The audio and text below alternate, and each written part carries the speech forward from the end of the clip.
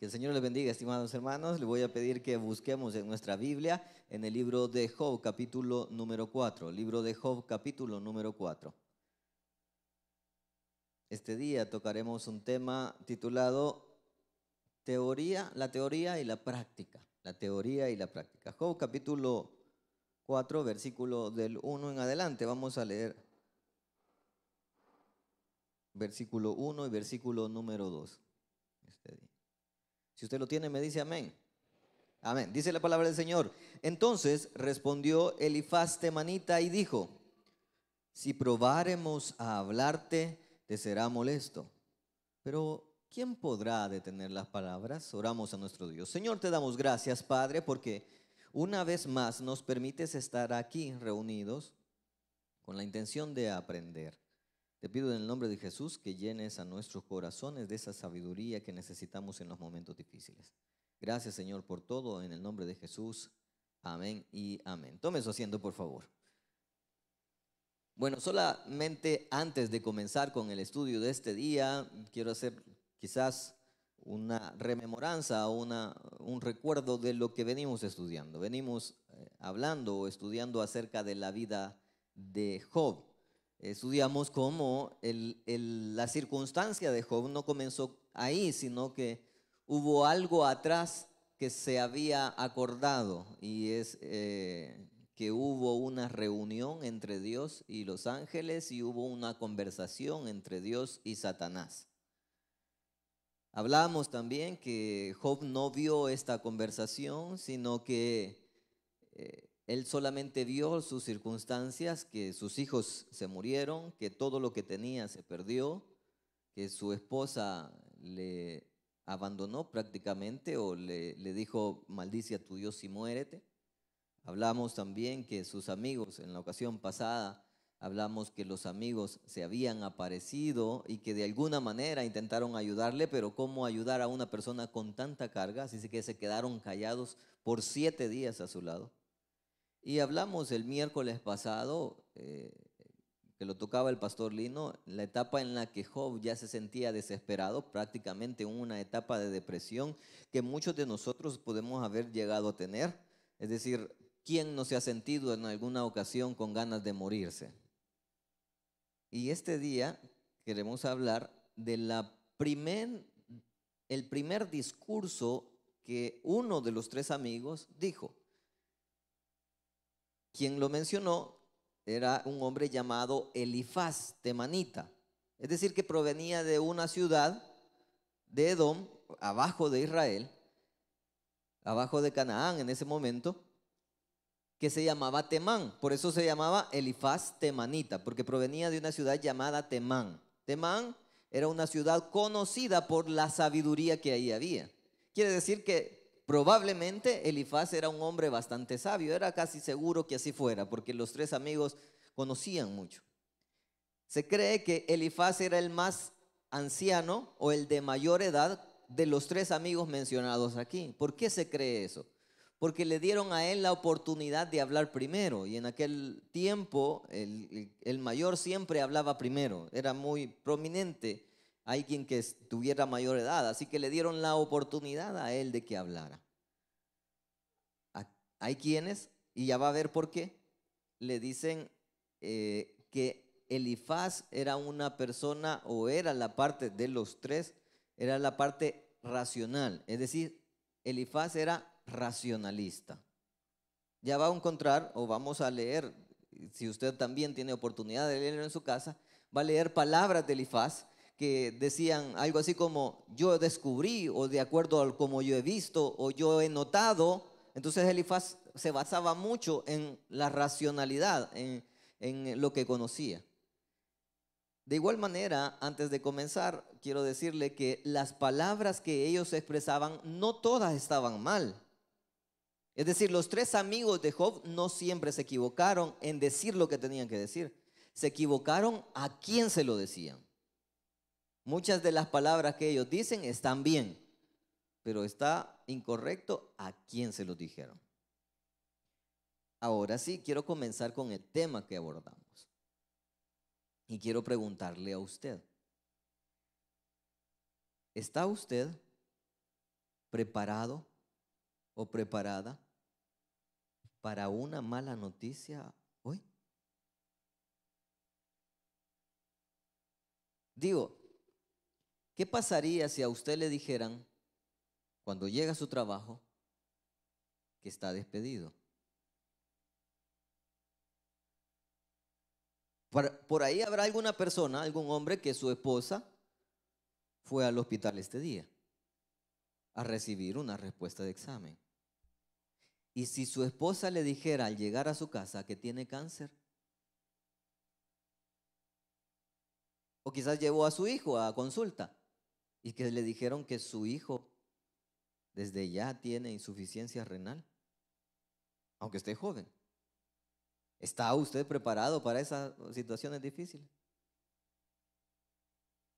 Quiero decirle esto, pues se lo digo por conocimiento de causa. Hay muchas ocasiones en las que nosotros podemos decir que estamos preparados, pero no lo estamos. Ahora quiero comenzar con el versículo número 2. Solo para iniciar el estudio, aunque no concuerda mucho con el tema, pero si probáremos a hablarte, dice, te será molesto, pero ¿quién podrá detener las palabras? Prácticamente Elifaz le estaba diciendo, mira, yo sé que lo que te voy a decir te va a caer mal y te va a doler y te va a enojar, pero yo así soy. ¿Alguien ha escuchado algún tipo de persona así? Mire, es que yo soy sincera. No, chambrosa es que es. No, hay una diferencia a ser sincero, a ser inoportuno. Nosotros como familia siempre nos reímos de una anécdota que pasó en nuestra familia. Tenemos un familiar que es bastante así como, ya saben, tido. Y estábamos en una vela de un familiar. Y la, digámoslo así, la condoliente estaba triste por un tío que había fallecido. Y entonces empezaron a preguntarle, ¿y qué tal las condolencias ahí? Lo sentimos, ¿y cómo fue? Fíjate que yo aquí estaba, y en ese momento, cuando él estaba ya a punto de morir, me miró a los ojos y me dijo que me amaba, y sale este familiar que le digo que es bastante, y la besó. Y yo, hey, por favor, eso es ser inoportuno. Entonces aquí Elifaz decía, mira, le dijo, yo sé que te va a caer mal lo que te voy a decir, yo sé que mis palabras son un poco pesadas, pero yo te las voy a decir. ¿Quién me va a detener a mí de decir lo que? Porque le dice ahí mismo en el versículo, ¿quién podrá detener las palabras? ¿Quién me va? Yo te las voy a decir, va. Te salga como te salga. Yo le dije el miércoles antepasado que es mejor a veces callar que hablar mal. Amén. Y tanto Elifaz como sus amigos más adelante comprendieron que hubiese sido mejor que se siguieran quedando callados, porque después Dios los castigó a ellos. Punto y aparte. Ahora viene qué es lo que dice Elifaz. Le dice en el versículo número 3, he aquí, tú enseñabas a muchos y fortalecías las manos de los débiles. Si bien es cierto, las palabras de Elifaz, lo que pasa es que nosotros no alcanzamos a entender esas palabras, pero le voy a poner un ejemplo. Se dice que Job es una tipología, es una semejanza a Jesucristo por el sufrimiento que padeció aún sin merecerlo. Y estas palabras se parecen mucho a las que le dijeron al Señor Jesucristo estando en una cruz, cuando le dijeron, salvó a muchos, sálvese a sí mismo. Y eso le estaba diciendo Elifaz a Job. Y no has enseñado a un montón de personas vos. Y no sos vos el que daba consejos, pues. Que no sos vos el que iba al Taberán amaneciendo, pues, y hoy está llorando. No, hombre, si este es el que me venía a aconsejar a mí cuando yo me sentía mal, y hoy ella anda con el lazo. Exactamente, es lo que le estaba diciendo Job. Dentro de este estudio, y espero que usted también lo goce como lo goza uno aquí de predicador, porque nos encontrábamos y a través el teléfono les están pasando parte de los sermones ahí, y uno ha descubierto cosas que quizás sabía, pero no tan claras. ¿Qué tan sabio o qué tan renombrado era Job? No es que el capítulo que nos toca, pero quiero que usted me acompañe a Job capítulo 29 para que vea cómo era Job de renombrado en su momento.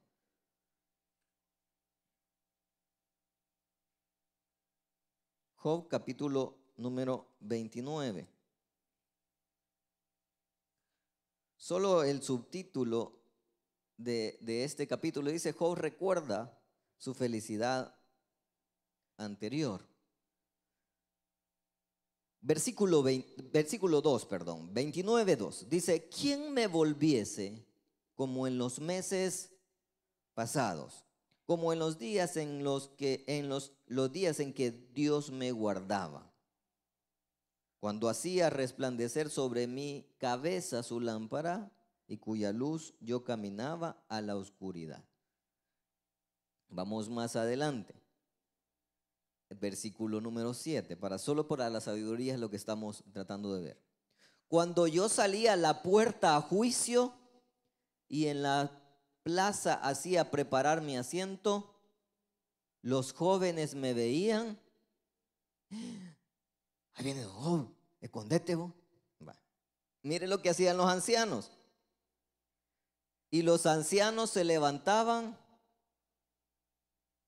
y estaban de pie. Solo me recuerdo una ocasión cuando en la universidad había llegado un hombre que tenía 3 doctorados. Don fulano de tal con 3 doctorados, todos nos pusimos de pie. Me imagino yo en este punto a Job, ¿verdad? Y otro, ahí viene Job, se ponía de pie casi como que es himno nacional. Ese Job, tan importante. Mire lo que dice más adelante. Versículo número 9. Los príncipes detenían sus palabras y ponían la mano sobre su boca cuando él hablaba. Es más, dice que todavía era tan sabio, si no me equivoco, en el versículo número 24. Mire lo que dice, hasta risible es, versículo número 24. Si me reía con ellos, no sé si usted se imagina ese momento. Se rió conmigo. Ah, mentira, ¿cómo me va a reír con vos, Job? Vaya, haga de cuenta y caso que usted iba pasando por el centro, pasa don presidente o pasa un pastor muy renombrado y lo vuelve a ver y le dice: se rió conmigo el pastor Junior. Oh no, me saludó, me dijo amigo, porque el pastor tiene esa costumbre. Oh, Dios te bendiga, amigo. Ay, me dijo amigo. Así decían de Job. Los jóvenes de cuando lo veían, se rió con, no te creo, ¿cómo me vas a reír con vos? Tan importante era la palabra de Job. Hoy regrese al capítulo número 4 en el que estábamos. He aquí, dice el versículo número 3, he aquí tú enseñabas a muchos y fortalecías las manos al débil. O sea que Job sí sabía mucho, sus palabras reconfortaban, sus palabras eran sabias. Lo voy a traer a nuestro plano. No solo Job sabía mucho, usted también sabe mucho. ¿Cuántos aquí llevan al menos 4 años de estar en la iglesia? Al menos 4 años. Todo lo que usted ha aprendido aquí es pura sabiduría. Tenía esta semana una consejería en la que la persona se acercó y me comenzó a comentar su problema. Y mire, pastor, estoy pasando por esta circunstancia difícil. Solo hice unas 3 preguntas. Cuando termina de hacer las preguntas y él termina de responder, Él mismo se pasa el chip y me dice, gracias pastor por su consejería, porque ahora sé que Dios me defiende y Dios... Y en mi mente, no te dije todo eso. Tú lo sabías. Hermano y hermana, usted sabe qué hacer. Discúlpeme, pero muchas consejerías son innecesarias porque solo nos recuerdan lo que usted ya sabe. Se lo pregunto yo, ¿qué hacer en el tiempo de dificultad? ¿Cuántas veces se nos enseñó aquí? ¿Qué hace cuando hay un problema y cuáles son las reglas que se nos enseñaron aquí? Por favor, no se mueva, no haga nada, no se enrede más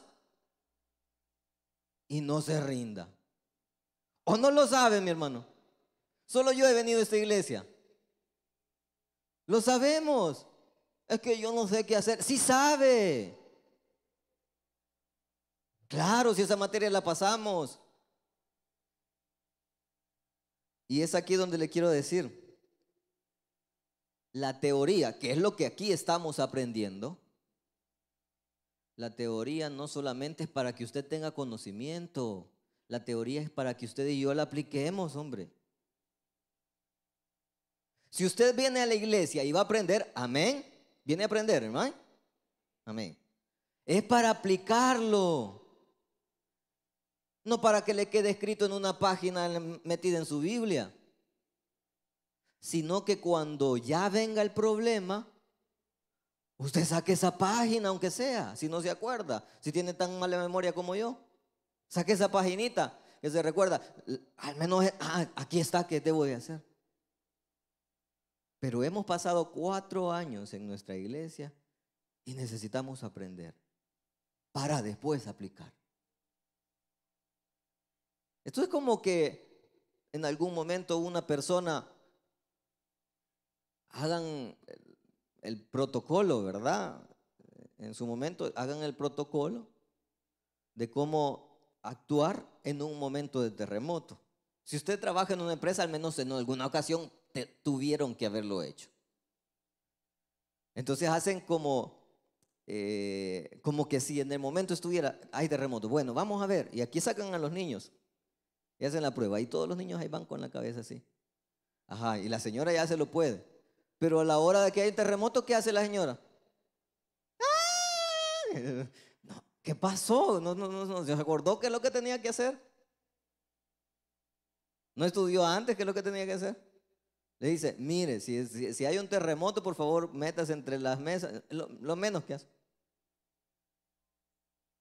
No, ella solo sale corriendo, como que se desconecta el chip del cerebro y sale corriendo. Eso pasa con muchos cristianos. Aquí se nos enseña hasta el grado que a nosotros estamos aburridos de sermones. Ay, lo mismo dicen. Sí, pero a la hora del problema no lo aplica. Ay, el pastor lo mismo vino a decir. Ajá, para que se recuerde en el momento. Para que llegada el momento oportuno, usted diga, no, esto es lo que dijo. Esto es lo que pasan diciendo todo el tiempo. Vaya, al menos se acordó. Vaya, al menos se acordó de qué pasaba. Yo recuerdo una historia y creo que la he comentado en alguna ocasión. Hace cerca de 2 años, tal vez alguien se recordará, hace cerca de 2 años, un vuelo salió, si no me equivoco, desde Brasil para Colombia. Llevaba todo un equipo de fútbol. Y el equipo, si no me equivoco, se llamaba Chapecoense. En el camino, ya llegando a Colombia, el avión tuvo desperfectos. Prácticamente se perdió la mayoría de vidas ahí. Se salvaron, si no me equivoco, unas 6 personas. Pero se acercaron a uno de los futbolistas y le preguntaron qué es lo que pasó y cómo él sí pudo salvar la vida. Él dice que antes de partir, la azafata dio instrucciones. En un caso de emergencia, tome un maletín que lleve a su lado, encoja sus piernas en forma fetal y manténgase sentado, nunca se mueva. Entonces dice que él, en el momento que empezó la turbulencia, se acordó lo que dijo la azafata, agarró un maletín, se lo puso entre las piernas y se quedó sentado. Y dice, me salvé por seguir el protocolo. Porque los demás dice que se pararon en medio del avión, pero él solo se sentó, afianzó sus piernas y se quedó en el mismo lugar. Hermano, ¿por qué no sigue el protocolo? Usted y yo sabemos qué es lo que debemos hacer. Repito, hemos estado años en nuestra iglesia. Se nos ha enseñado que usted, cuando más problemas, es cuando más tiene que venir a la iglesia, ¿o no? Es cuando menos quiere venir. De pie. Siéntese, agarre su Biblia, póngala en medio de sus hombros y quede en ese lugar. Que Dios nunca ha faltado a nadie. Le voy a pedir que sigamos en la lectura. Dice el versículo número 5, mas ahora que el mal ha venido sobre ti, te desalientas, y cuando ha llegado hasta ti, te turbas. Claro, mi hermano, no es lo mismo la teoría que la práctica. No es lo mismo que usted vaya a agarrar, ¿cómo le llamaban aquellos papeles? Un cromo del cuerpo humano y que se lo enseñen en la universidad, a tener ya el cuerpo ahí enfrente. Vaya a operar. Yo no sé si habrá ¿hay algún doctor aquí? Amén. La primera operación no sé cómo será, ¿verdad? Después de clase. Solo vimos números, letras y lo demás. Pero ya tener el cuerpo ahí presente, yo creo que ya es diferente. No es lo mismo la teoría que la práctica. Pero usted se tiene que regir por lo enseñado. Usted se tiene que regir por lo que antes hemos aprendido. Si nosotros hemos tenido un protocolo, siga ese protocolo, hermano. Siga ese protocolo. ¿Cuál me va a decir es el plan o cuál es el protocolo que nosotros tenemos o que hemos aprendido? Mire lo que dice el versículo número 6. Dice, ¿no es tu temor a Dios tu confianza? ¿No es tu esperanza la integridad de tu camino? ¿Qué hemos sido enseñados en esta iglesia? Se lo repito, ¿soy yo o en esta iglesia no nos han enseñado a hacer las cosas bien y confiar en Dios? ¿O solo yo entré a los cultos, hermano? No sé, o todos nos dormimos. Todos perdimos eso, ¿verdad? Solo haga las cosas bien y confíe en Dios. Ah, pastor, pero fíjese que me despidieron. Y de que el tema es que yo estoy enfermo, que yo estoy enferma o que me detectaron una enfermedad. Haga las cosas bien y confíe en Dios. Es que fíjese que mi esposo se fue de la casa porque tiene otra mujer. Entonces yo estoy pensando así como cuando él venga, ponerme un vestidito cortito. Haga las cosas bien y confíe en Dios. Y yo no sé, pues yo voy a tocar la puerta ahí de alguna manera que tal vez me hagan entrar en ese trabajo. Haga las cosas bien y confíe en Dios. Simple. Ay, pero es que yo siento que hay algo que tengo que motivar o hay algo que tiene que hacer. Sabemos que lo que tenemos que hacer. Yo sé que usted está preocupado. Yo sé que usted que se aflige. Y el problema es que en la aflicción muchas veces se nos olvida lo que hemos aprendido. Pero como lo dice el versículo siguiente, versículo número 7, recapacita ahora y dice, ¿qué inocente se ha perdido? ¿Y en dónde han sido destruidos los rectos? Para los hermanos que ahorita, los después ahí se acuerdan de esto, que ahorita están pasando problemas, que ahorita están afligidos, que ahorita no hayan que hacer. Le voy a hacer una pregunta. ¿Cuándo Dios ha faltado algunas de sus promesas? ¿Cuándo ha dejado Dios a un hijo desamparado? Dice su palabra, no he visto justo desamparado ni su simiente que mendigue pan. ¿Cuándo Dios ha sido un Dios malo? Si usted conoce a Dios, usted me va a decir nunca. ¿Y entonces por qué se aflige, pues? Si usted sabe. ¿Por qué se aflige entonces? ¿Por qué se preocupa en ese caso? ¿Por qué se aflige de tal manera que ya no quiere conocer a Dios? Y dice, yo usted ya no sé si el Dios que yo conocía en realidad es un Dios bueno. ¿Por qué se aflige si usted sabe qué es lo que tiene que hacer?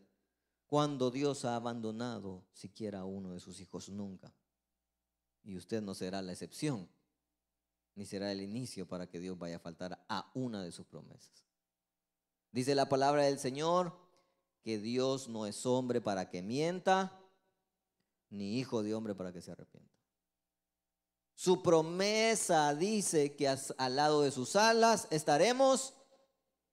Entonces tiene que estar seguro. Tiene que estar seguro. Le pido que me acompañe al versículo 18 siempre del capítulo 4. Los versículos anteriores hablan sobre la maldad de los hombres, sin embargo no era el caso de Job. Elifaz estaba hablando, como decían en mi pueblo, ¿verdad? Carburo ahí. Pero él dice, versículo 18, he aquí, hablando de Dios, he aquí, en sus siervos no confía y notó necedad en sus ángeles. Craso error de Elifaz. En sus siervos no confía. Dios no confía en sus siervos. Por favor, si Job estaba pasando por ese problema, era porque Dios confiaba en él, ¿o no se acuerda de la historia? Si Job estaba pasando por esa situación, era lo contrario, era porque Dios confiaba en él. Dale, le dijo, dale, quítale las cosas. Vas a ver que mi siervo Job no me falta el respeto.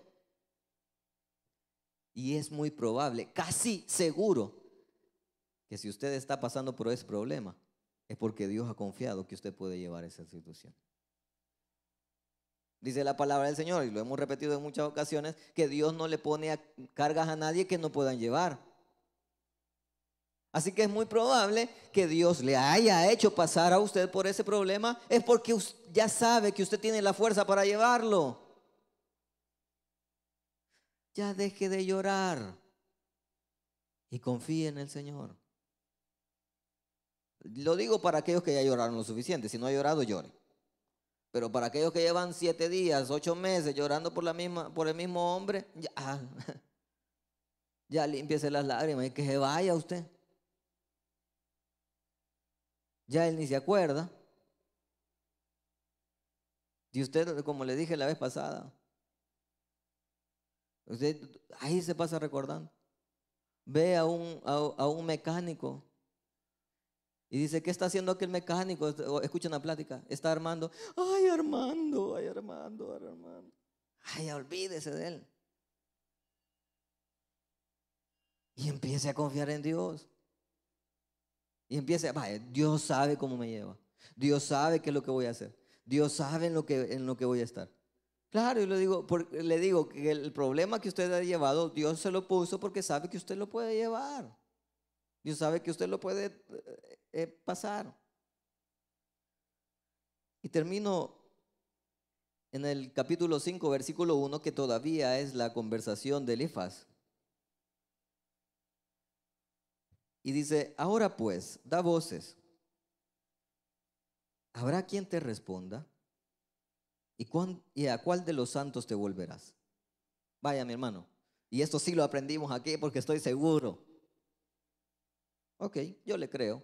Ay, es que pastor, es que yo vengo a la iglesia y quizás me voy a ir porque vaya, ok, váyase. ¿Para dónde va a agarrar usted? ¿Quién le va a ayudar? Díganme. Es que fíjese que tengo cáncer, ya no sé qué hacer y me quiero ir. Váyase pues. Ajá. ¿Quién le va a curar el cáncer? ¿Quién? No es cierto que si no solo Dios lo puede hacer. Agarre camino pues. Es que no tengo empleo, ya no sé qué hacer y yo por eso no vengo a la iglesia. Vaya. ¿Quién se lo va a dar el empleo? Pues dice, grita, a ver quién te escucha. Alce voces, a ver quién te va a prestar atención o te va a ayudar. Nadie, mi hermano, nadie nos va a ayudar, solo Dios. Solo el Señor nos va a ayudar.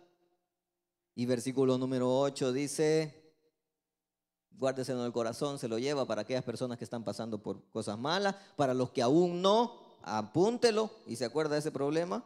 Dice versículo 8, ciertamente yo buscaría a Dios y encomendaría a Él mi causa. Cuando esté pasando por problemas difíciles, a donde más lo quiero ver es aquí en la iglesia. Esta es la pregunta que nosotros hacemos cuando damos una consejería. Estoy mal, me está yendo mal. ¿Usted viene a la iglesia? ¿O cuántos cultos asiste? ¿Y sabe cuál es la respuesta común? Yo antes venía. Esa es la respuesta común. Yo antes venía a todos los cultos. Yo antes venía amaneciendo con Dios. Yo antes venía. Pero ahora por el problema, no, mi hermano, no, mi hermana. Busque a Dios y encomiéndele a Él su problema. Amén. Démosle un fuerte aplauso al Señor y vamos a orar. Señor, te damos gracias, Padre, por tu palabra. Gracias.